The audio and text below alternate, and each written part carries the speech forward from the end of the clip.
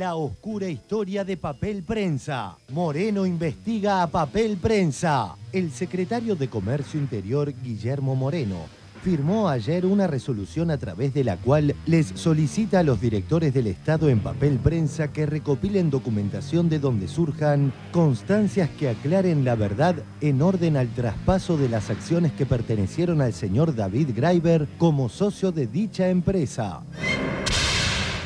Veamos lo que decía años atrás Ernestina Herrera de Noble sobre el rol que deben desempeñar los periodistas.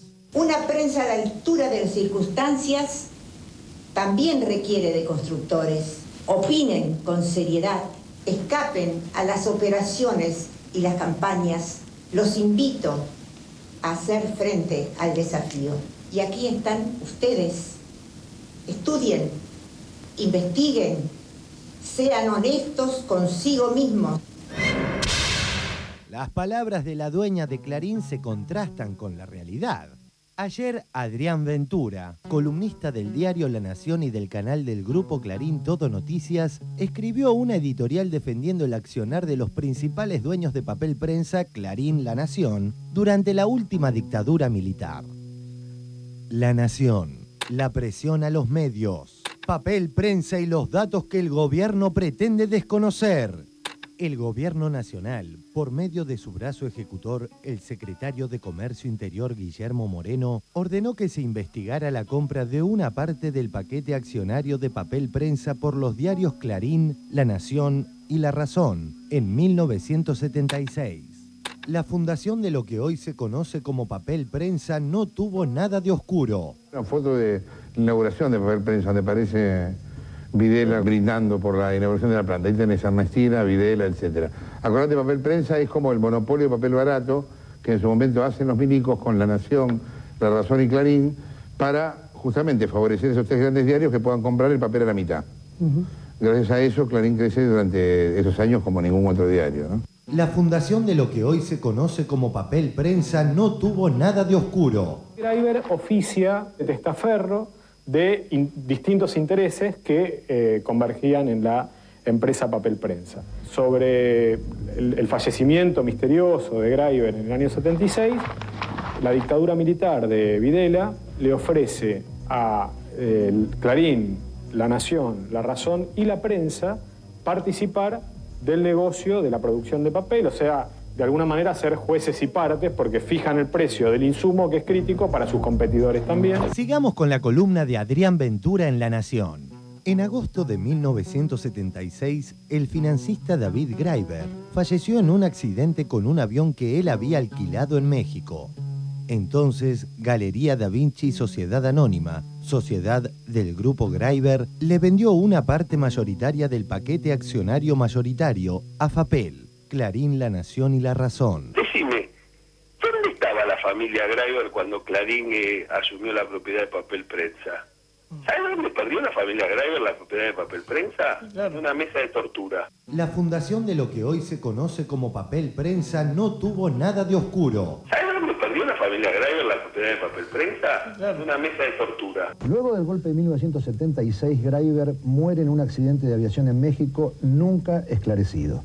Su viuda y sucesora, Lidia Papaleo, tu hermana, comienza entonces el proceso de venta de sus bienes. Fueron socios del proceso y además tomaron una empresa como Papel Prensa sin tener participación alguna, directamente desde afuera hacia adentro. Yo los vi, a los militares vestidos de militares, a los civiles vestidos de civiles y a los señores de los tres grandes diarios de este país saqueando una empresa de un grupo familiar que estaban todos presos, juzgados por tribunales de guerra y condenados.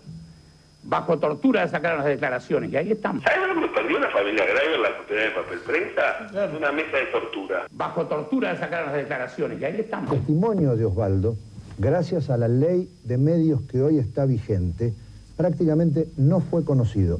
Y no se lo contó nadie a Osvaldo, no lo leyó en ningún libro, lo vivió, es la verdad. Hoy la información nos oculta la información.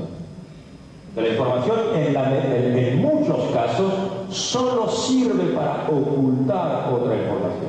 Se difunde una información que nos impide acceder a la buena información.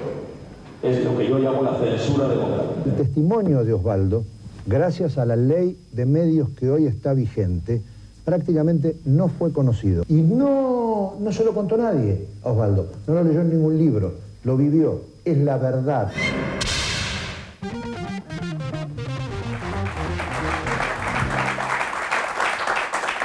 Bueno, Osvaldo, a ver, la primera pregunta sería si es efectivamente así, si los Greiber perdieron papel prensa en una mesa de Greiber fueron, digamos, a partir de la muerte de David Greiber, que se produce en mitad del proceso militar, el 7 de agosto del 76, cuando retornan al país, estaban en el extranjero, tuvieron un violento ataque y un saqueo de sus bienes de todo. Había 35 empresas de Greiber, no era solamente papel prensa.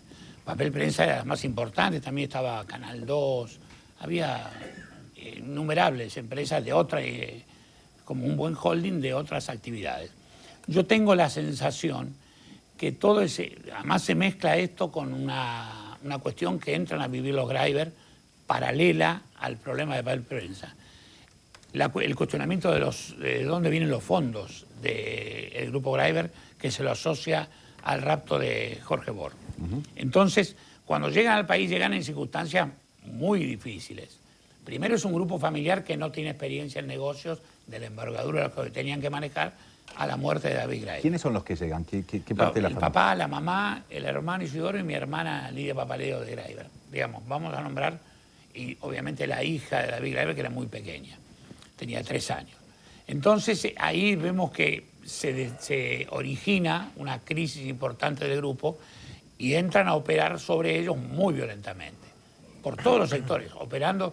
En las declaraciones de mi hermana en los tribunales de guerra, inclusive los Greiber inocentemente, digamos, en un momento donde ven todo este tipo de presiones, mandan una carta a Videla diciéndole, mire, queremos una reunión con usted porque le queremos contar esta situación. Por un lado viene un grupo manejado por Martínez de Oz a través de un primo de él, Martínez Segovia, que estaba dentro de papel prensa, para que vendamos a 3 diarios las acciones mayoritarias de papel prensa en un precio determinado.